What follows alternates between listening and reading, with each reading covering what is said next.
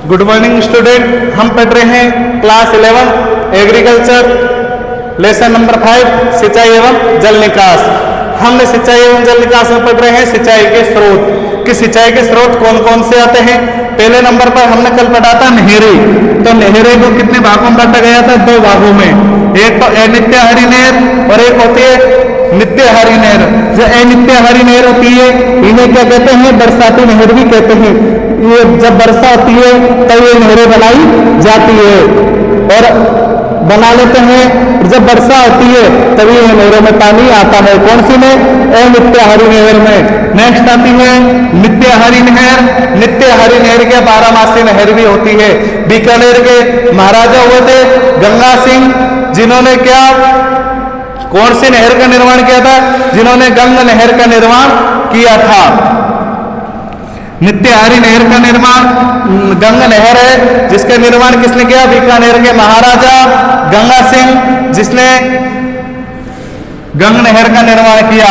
Next दूसरे number पर आता है कुएं। दूसरे नंबर पर आता है कुएं। जो कुएं हैं वो कितने प्रकार के होते हैं? 7 प्रकार के। कुएं कितने प्रकार के होते हैं? कुएं होते हैं 7 प्रकार के। आपने ये देखा होगा गांवों में क्या अधिकतर किसान होता है कुएं से सिंचाई करता है। कुआं जो होता है बेटाओ, ये कुआं ना ज्यादातर किसान जो ग्रामीण इलाकों में है वो किसान किससे सिंचाई करता है? कुएं से। गांवों में ज्यादातर कुएं ही बने होते हैं। अब तो तालाब, नदी, नहर इनसे सिंचाई करने लग गए किसान, लेकिन पहले क्या कुएं से करता था। किससे? कुएं से। कुएं कितने प्रकार के होते हैं? 7 प्रकार के।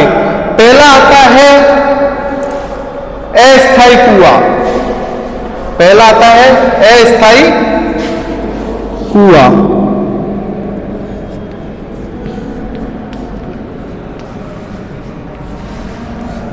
अस्थायी कुआं, ये जो अस्थायी कुआं है ये उन क्षेत्रों में होता है जिनमें जल स्तर क्षमता अधिक हो। वहां क्या करते हैं? आपने देखा होगा छोटी छोटी कुइयां बना लेते हैं। कुइयां होती है जो छोटी छोटी होती है खेतों में, किसान क्या छोटी छोटी कुइयां बना लेते हैं, जिससे क्या बोलते हैं? अस्थायी कुआं। इसमें क्या करता है किसान? जल को भर लेता है, जो ये कुएं हैं उससे, उसमें से क्या फिर किसान का सिंचाई करता है।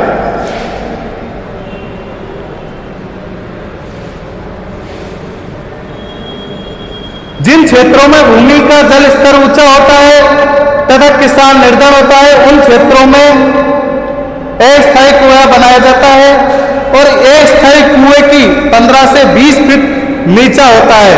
देखो कहां बनाया जाता है अस्थायी कुआं? जिन क्षेत्रों में जल स्तर अधिक हो और किसान क्या निर्धन और गरीब, किसान क्या स्थायी कुआं नहीं बना पाता, तो जिससे क्या किसान क्या करता है? अस्थायी कुआं बनाता है। ठीक है।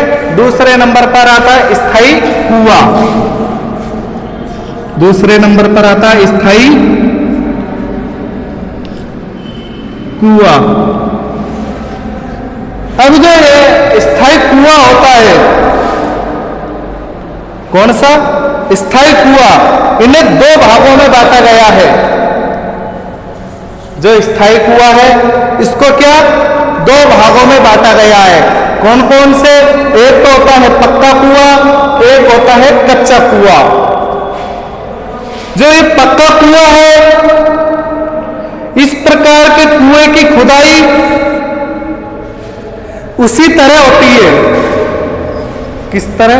देखो हम पहले जानेंगे कच्चा कुआं कि कच्चा कुआं क्या होता है, तब आपके समझ में आएगा पक्का कुआं। कच्चा कुआं, देखो ये जो कच्चा कुआं है, ये कच्चा कुआं क्या भूमि के नीचे होता है, लेकिन इनमें ये कब खोदा जाता है? जहां कठोर मृदा होती है। वहां क्या कच्चा कुआं खोदा जाता है। जहां पर जो कठोर मृदा होती है वहां पर क्या कच्चा कुआं खोदा जाता है, और पक्का कुआं कहां खोदा जाता है। कच्चे और पक्के कुएं में क्या डिफरेंस होता है कि जो पक्का कुआं है कोई सी मृदा में खोद लेते हैं, इसमें क्या, इसमें ईंटों की दीवार नहीं बनाई जाती है। किसमें, जो कच्चा कुआं होता है इसमें मिट्टी की ही दीवार होती है। जहां कठोर मिट्टी होती है वहां का क्या करते हैं, कच्चा कुआं बनाते हैं, और जहां ईंटों की दीवार बनाते हैं उस कुएं में उसे क्या कहेंगे, पक्का कुआं। जो जैसे है, देखो ये कुआं है हमारा, ठीक है, क्या है, कुआं। ये हमने कच्चा कुआं बना लिया, तो इसमें क्या दीवार, ईंटों की दीवार नहीं करेंगे। ये क्या, इनकी क्या मृदा क्या है, मजबूत कठोर है। तो क्या जो ये पानी भरेगा ना तो इससे क्या मिट्टी बहती नहीं है, ठीक है, ये ऐसे कैसे मिट्टी रहती है, तो पानी ऐसे स्थिर इसमें बना रहता है, ठीक है। जो हमारा पक्का कुआं है, तो पक्का कुएं में क्या करते हैं, ईंटों की दीवार बना देते हैं। ये ईंटों की दीवार बना दी, तो पक्के कुएं में क्या, दो प्रकार के कुएं, कच्चा कुआं और एक होता है पक्का कुआं। दो प्रकार के कुएं, कच्चा कुआं और एक होता है पक्का कुआं। क्या होता है, जो कच्चा कुआं है वो कठोर मृदाओं में खोदा जाता है, और पक्का कुआं कोई सी मृदा में खोद लेते हैं, और इसमें क्या ईंटों की दीवार बनी हुई होती है। किसमें, जो पक्का कुआं है इसमें।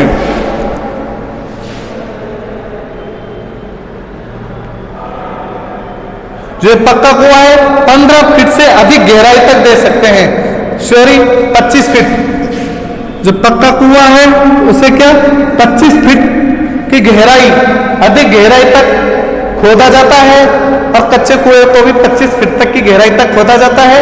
ये चट्टाने, जहां चट्टाने होती है वहां क्या कच्चा कुआं खोदा जाता है, जहां की मृदा क्या कठोर होती है, ठीक है। हमारा क्या हो गया, स्थायी कुआं और अस्थायी कुआं, ठीक है। अब तीसरे नंबर पर आता है कौन सा कुआं, पाताड़ तोड़ कुआं। तीसरे नंबर पर आता है पाताड़ तोड़ कुआं। तो ये अधिकतम उत्तरांचल राज्य में, उत्तरांचल प्रदेश की तराई में अधिकतर कौन से मिलते हैं, तीसरे नंबर पर पाताड़ तोड़ कुआं। पाताड़ तोड़ कुआं कहां मिलता है, उत्तरांचल राज्य की तराई में पाताड़ तोड़ कुआं मिलता है। पाताड़ तोड़ कुआं भूमिगत जल स्वतः ही अपने ही दबाव से धरातल पर बाहर निकलता है। जो ये क्या करता है, अपने आप स्वतः ही पाताड़ तोड़ कुआं क्या कर, पाताड़ तोड़ कुआं होता है, उसमें क्या होता है, जो जल है ना स्वतः ही दबाव से क्या ऊपर की तरफ बहता है, ठीक है, ऊपर अपने आप आ जाता है, ठीक है, पाताड़ तोड़ कुएं से। नेक्स्ट आता है नलकूप, ट्यूबवेल। हमारा चौथे नंबर पर आता है नलकूप। क्या आता है, नलकूप। ये नलकूप वही होते हैं जिन्हें हम बोरिंग कह सकते हैं। बोरिंग देखी हो गया आपने, अधिकतर क्या गांवों में खोदी जाती है। क्या होता है, भूमि के अंदर से लोहे के पाइपों के द्वारा, मशीनों के द्वारा जो भूमि के अंदर से पानी निकाला जाता है उसे क्या कहेंगे, नलकूप, ठीक है। एक तरह की ये क्या बोरिंग, गांवों में क्या बोलते हैं इसको, बोरिंग, ठीक है। जो क्या होता है, नलकूप। जो भूमि होती है हमारी, ये हमारी भूमि है, ठीक है। इसमें क्या पाइपों की सहायता से मशीन लगी होती है बोरिंग में, तो मशीनों के द्वारा, पाइपों की सहायता से मशीनों के द्वारा भूमि के अंदर से जल निकाला जाता है, किसमें? नलकूपों से। ठीक है, बोरिंग में भी ऐसा ही होता है, जिसे हम बोरिंग कह दे या नलकूप कह दे, बात एक ही है। ठीक है, जो बोरिंग है क्या 150 फीट 150 मीटर से अधिक गहराई तक खोदी जाती है, क्या? जो ये नलकूप होते हैं। नेक्स्ट आती है झीलें। नेक्स्ट क्या आता है? झीलें। नेक्स्ट आती है 5वें नंबर पर झीलें। ठीक है, अब देखो झीलें दो प्रकार की होती है, एक तो होती है खारे पानी की झील और दूसरी होती है मीठे पानी की झील। झीलें दो प्रकार की, एक तो खारे पानी की झील, खारे पानी की झील, दूसरी होती है मीठे पानी की झील। मीठे पानी की झील, झील दो प्रकार की होती है, खारे पानी की झील, मीठे पानी की झील। जो एक खारे पानी की झील है, इसका उपयोग क्या करते हैं? नमक बनाने में किया जाता है। जो नमक बनता है वो क्या खारे पानी की झीलों से बनता है, खारे पानी से तो बनता है नमक, तो खारे पानी की झील में से क्या करते हैं? नमक बनाया जाता है। और सबसे बड़ी खारे पानी की झील कहां पर है? जयपुर में। जयपुर में कौन सी झील? सांभर झील। सांभर झील खारे पानी की सबसे बड़ी झील कौन सी है? सांभर झील। और मीठे पानी की सबसे बड़ी झील, मीठे पानी है उसकी सबसे बड़ी झील कौन सी है? जयसंबंध झील। कौन सी? जयसंबंध झील।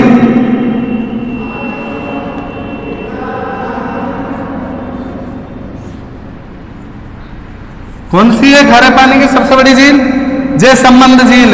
जब कहां पर स्थित है ये उदयपुर में स्थित है। कहां? उदयपुर में।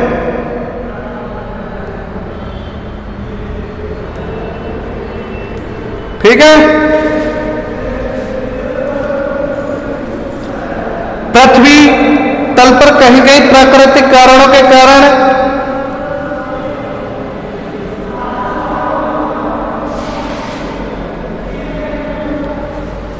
पृथ्वी तल में प्राकृतिक कारणों के कारण जो पृथ्वी के निचले हिस्से होते हैं उनमें जल एकत्रित हो जाता है, उसे क्या कहते हैं? झीलें। ठीक है, झीलें दो प्रकार की होती है, खारे पानी की झील और मीठे पानी की झील। ठीक है, दो प्रकार की। खारे पानी की सबसे बड़ी झील है सांभर झील, वो जयपुर में है, और मीठे पानी की है राजसमंद झील, जो उदयपुर में स्थित है। ठीक है, हमने पढ़ा सिंचाई के स्रोत। सिंचाई के स्रोत में पहला पढ़ा नहरें, दूसरे नंबर पर पढ़ा था हमने तालाब, दूसरे नंबर पर क्या पढ़ा था? तालाब। तीसरे पे पढ़ रहे थे हम कुआं। जो कुएं 7 प्रकार के होते हैं। पहला आता है अस्थायी कुआं, दूसरा आता है स्थायी कुआं। ठीक है, तीसरा जो स्थायी कुआं है उसको 2 भागों में बांटा गया है, एक तो होता है पक्का कुआं और एक होता है कच्चा कुआं। हमने जाना पक्का कुआं क्या होता है, कच्चा कुआं क्या होता है।